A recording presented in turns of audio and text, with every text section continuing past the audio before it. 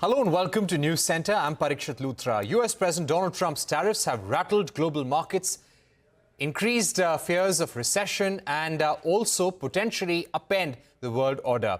And even as economies across the world come to terms with how to deal with tariffs and understanding the magnitude of the tariffs, one thing is clear: it won't be business as usual trade anymore. China has already fired a salvo, imposing 34% tariffs on all US imports starting the 10th of April.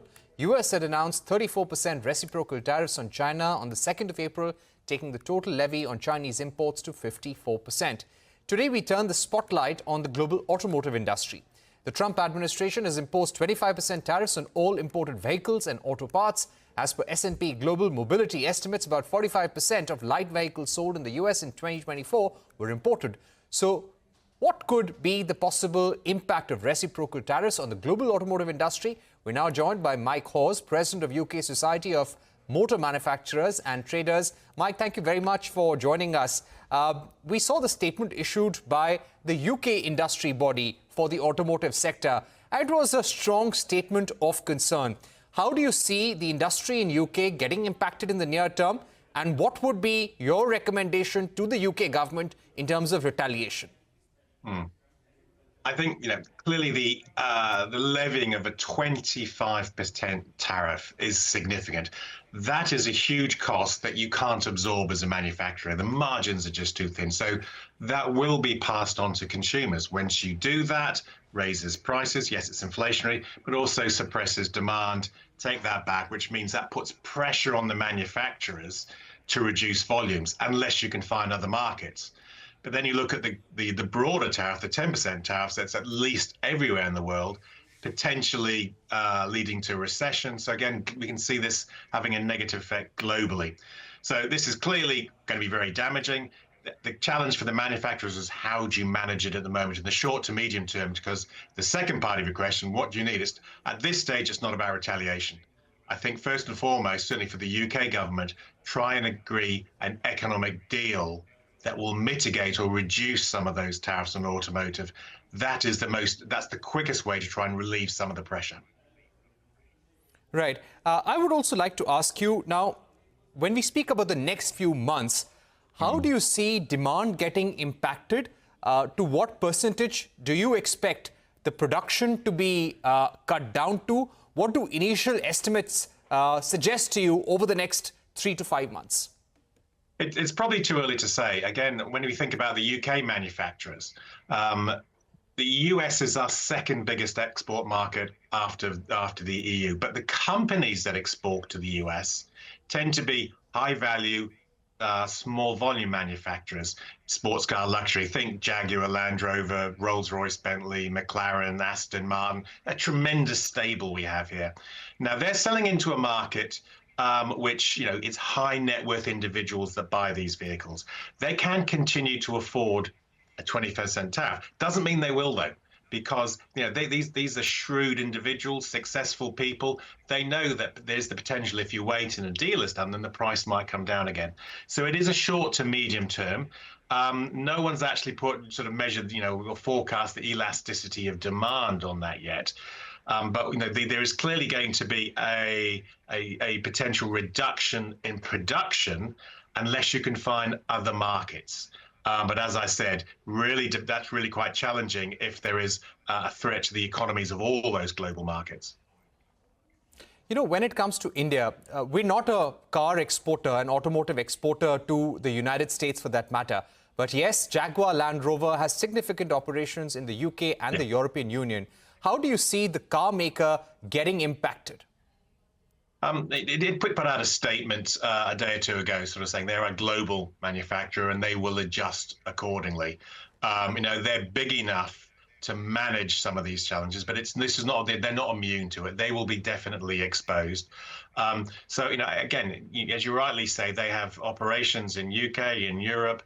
And they have strong demand in UK, Europe and other markets. So to a certain extent, they'll be looking to rebalance their production in as far as they can. But the US was a big market for them and is a big market for them. And whilst their products will still be in demand, there will be competition from vehicles made in the US, which potentially could become cheaper. How they manage that particular exposure is critical. And that's where having a very successful and financially stable company perhaps give them the ability to ride out what may be hitting them in the next few weeks and months. Right. Now, if these 25% auto tariffs do not change, and if they remain permanent, what impact do you see on jobs? One, on permanent jobs in the UK and the contractual jobs as well. I think there is. It's too early to say, and some reports are giving estimates, but I think they're largely fanciful at the moment. So we probably don't want to get too drawn into it. Undoubtedly, if you're going to reduce your output, then you do have to look at the number of people that you employ. Alternatively, you can slow down your production speed, or you take out a shift. And generally, the temporary workers who provide that buffer, because with any model, demand rises and falls depending on how old it is. So there's always some flex in the system. This will push that flex to the maximum. So, it's probably too early to sort of estimate. I think wrong to give numbers, but they're clearly focused on how do you retain your staff, because these are highly skilled people. You don't want to lose them. So you do all you can to keep them and try and ride out this particular challenge. Mike, in terms of the global automotive industry, which geographies do you expect to be the worst hit right now?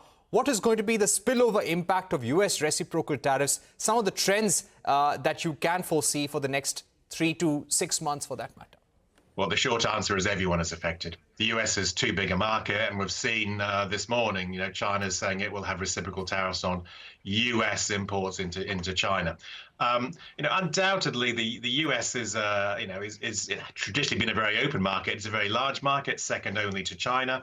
The successful brands, a lot of them have come from Europe, but also Japan and Korea. The Chinese didn't export many finished vehicles to the US, but they certainly export parts, components, and thinking about batteries as well. So, as I said, everyone is affected, but perhaps the most exposed are those who were exporting, importing into the US. One of the successful strategies many, certainly European, both Japanese and more latterly Korean manufacturers have had, is to establish plants in Korea. That's where they make their best-selling models for the US. But that's not their entire range. There is still trade coming from Asia and Europe into the US. Right. Speaking about the India-UK FTA now, what would be your expectation? Do you feel that now that reciprocal tariffs from US have kicked in, 25% auto tariffs have kicked in as well, it is now time for India and UK to negotiate an FTA faster and also a deal on the auto industry and auto tariffs as well?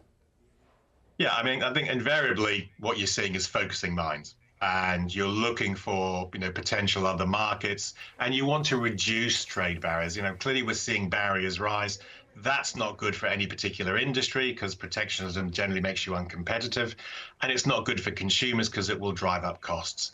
So the opportunity that certainly we have between the UK and India, and it's been encouraging to see both governments restarting those discussions in the last few months. Obviously, we have a new government in the UK since July last year, so that is encouraging. But it's not so much about speed. It's about getting the right deal that supports the industry, both in India and in the UK. And certainly when I talk to my colleagues in India, equivalents over there, they sort of, we view the two industries probably as complementary.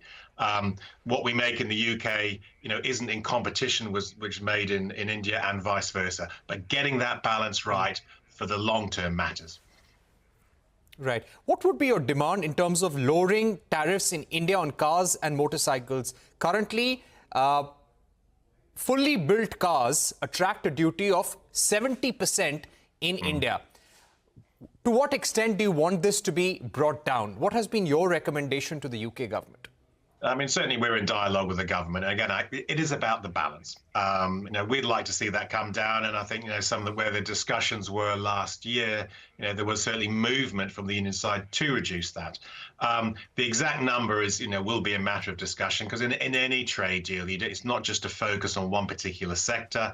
It's a multitude of sectors. And Automotive in any trade deal is always viewed as rather sensitive, along with agricultural products. So it is about getting that balance between sectors and between the countries. But certainly, in principle, we always believe in free and fair trade. Now, those days might be over when you look at what's happened in the last week or so, but certainly where you can reduce those tariffs, you can make your products more affordable, raise demand, and increase business opportunities.